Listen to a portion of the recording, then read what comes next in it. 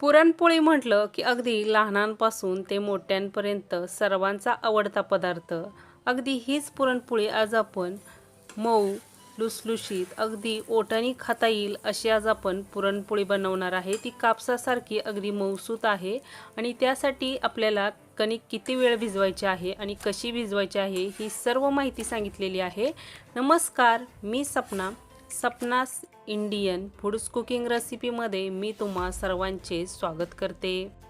पुरणपोळी तयार करण्यासाठी इथं आपण हरभऱ्याची डाळ घेतलेली आहे आणि आपण पेलेने मापून घेणार आहे. त्यासाठी इथं आपण पेलेने 1.5 पेला एवढी हरभऱ्याची डाळ घेतली. आज आपण थोड्याशा जास्त पोळ्या बनवतोय त्यामुळे घेतानाच मी डाळ 1.5 पेला एवढी घेतली. पहिल्यांदा डाळ निवडून 2 पाण्याने स्वच्छ धुवून घेतली आणि नंतर धुतलेली डाळ आता आपल्याला कुकरमध्ये वतून घ्यायची आहे. इथं बघा आपण कुकरमध्ये वतून घेतली आणि ज्या पेल्याने आपण डाळ घेतली ना त्याच पेल्याने इथं आपण पाणीही घेणार आहे. त्याच पेल्याने आपण 5 पेले फुल्ल भरून पाणी घेतलेलं आहे आणि नंतर बघा एक अर्धा पेला मी वर वतून घेतलेलं आहे पाणी. आता आपल्याला त्याच्यामध्ये तेल घालून घ्यायचं आहे. आता 1 चमचा एवढं तेल घालून घेणार आहे. तेलामुळे डाळ लगेच शिजल्या जाते. थोडीशी हळद घालायची त्यामुळे कलर छान येतो. आता आपल्याला कुकरचं झाकण लावायचं आहे. कुकरचं झाकण लावून गॅसवरती आता आपण कुकर ठेवणार आहे आणि गॅसची फ्लेम मिडियम ठेवून आपल्याला कुकरच्या 4 शिट्ट्या घ्यायच्या आहेत. मिडियम फ्लेमवरती डाळ चांगली 4 शिट्ट्यामध्ये शिजते.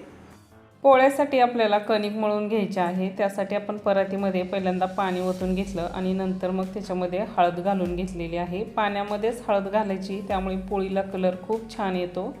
चवीनुसार आपण मीठ घेतलेलं आहे आणि इथं आपण गव्हाचं पीठ चाळून घेणार आहे. पीठ नेहमी घेताना चाळूनच घ्यायचं आणि इथं आता आपल्याला कणिक मळून घ्यायची आहे पोळीसाठी लागणारी.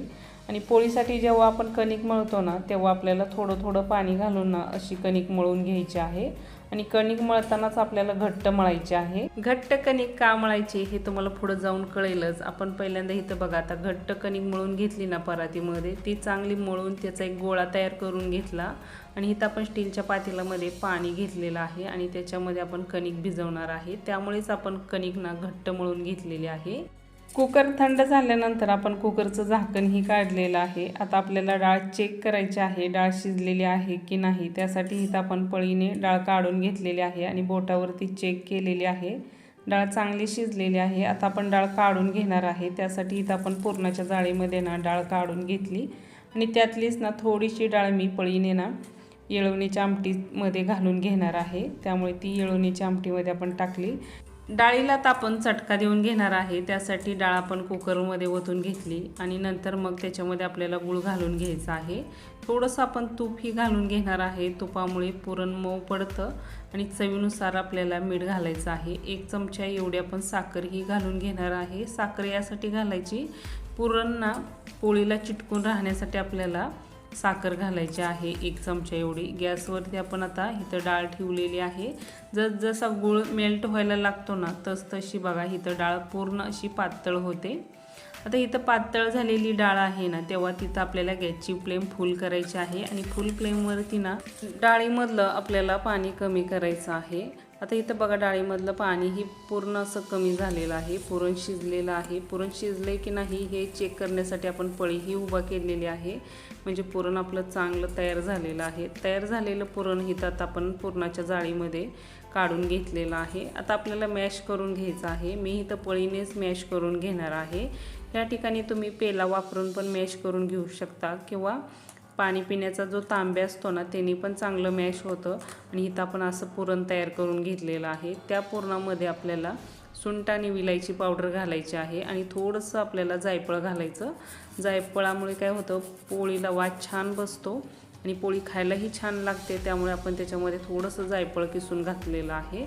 15 मिनिट एवढी आपण पाण्यामध्ये भिजवलेली कणिक आता काढून घेणार आहे. आता इथं बघा आपण पातेल्यामधून कणिक काढून घेतली परातीमध्ये काढून घेतल्यानंतर हाताच्या मुठीने आपल्याला कणिक चांगली मळायची आहे.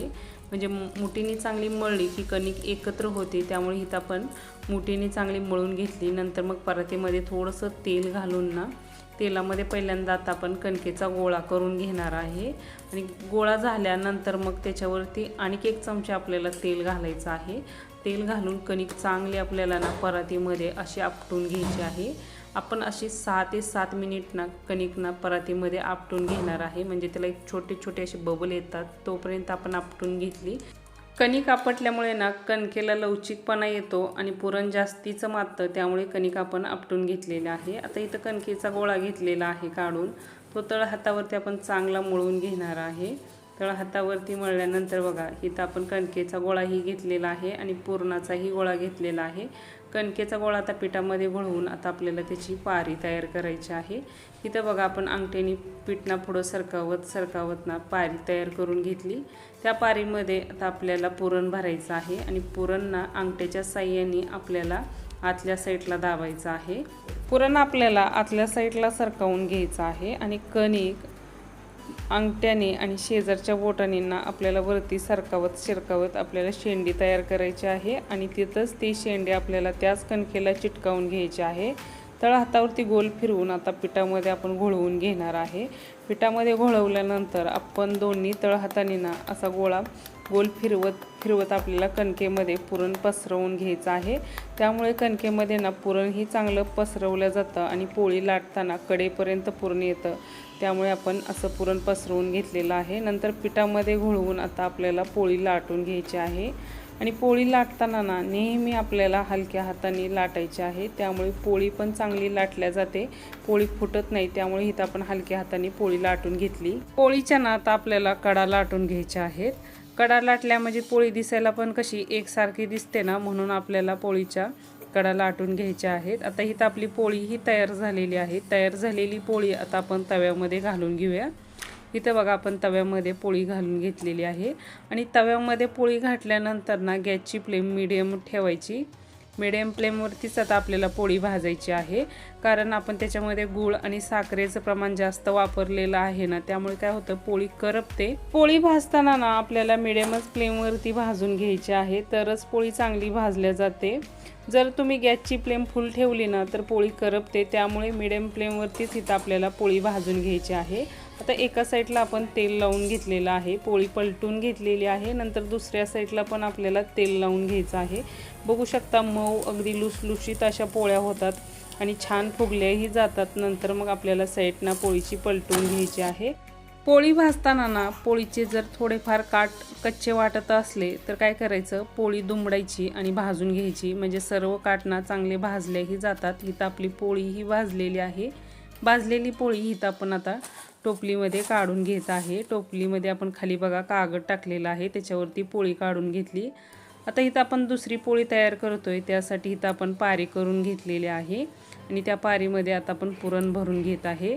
आता इथं बघा जेवढं माततंय ना तेवढं मी पुरण भरलेलं आहे आणि पुरण आपल्याला आतल्या साईडला दाबून कणिक आपल्याला बोटाच्या आणि अंगठ्याच्या साहाय्याने वर सरकावत आणायचे आहे आणि गोळा पॅक करून त्याच गोळ्याला आपण कणिक एक्स्ट्राची चिटकावून आपण पिठामध्ये घोळवल्यानंतर बघा 2 तळहाताच्या मध्ये गोळा असा आपण ना फिरवून घेतोय, म्हणजे काय होतं कणकेमध्ये ना पुरण चांगलं पसरल्या जातं आणि पोळी जेव्हा आपण लाटतो ना तेव्हा कडेपर्यंत पुरण येतं। त्यामुळे असं आपल्याला दोन्ही तळहाताच्या मध्ये गोळा फिरवून घ्यायचा आहे आणि नंतर मग पिठामध्ये घोळवून आता इथं आपण लाटण्यासाठी घेतोय।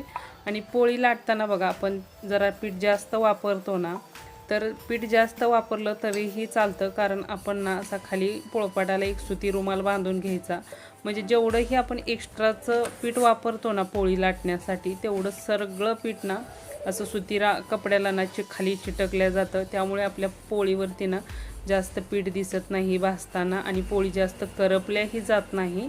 त्यामुळे इथं बघू शकता आपण अशा पद्धतीने ना दुसरीसुद्धा पोळी लाटून घेतलेली आहे आणि पोळी लाटल्यानंतर शेवटला आपल्याला पोळीचे काठ लाटून घ्यायचे आहेत। लाटलेली पोळी आता आपण ना तयार झालेली पोळी आता आपण ना तव्यामध्ये घालून घेणार आहे। तव्यामध्ये घातल्यानंतर आता आपण गॅसची फ्लेम मिडियमच ठेवलेली आहे। एका साईडने पोळी चांगली बघा अशी भाजू द्यायची, थोडीशी पोळी फुगायला लागली की नंतर मग तिची साईड पलटवून घ्यायची आणि साईड पलटवून घेतल्यानंतर मग आता इथं आपण ना पोळीला तेल लावून घ्यायचं आहे। बघू शकता अगदी मस्त अगदी टम्म अशा ना पोळ्या फुगल्याही जातात आणि लुसलुशीत अशा पोळ्या होतात। त्यामुळे थोड्या जर गोष्टी लक्षात ठेवल्या ना तर तुमच्यासुद्धा पोळ्या अगदी लुसलुशीत होतील।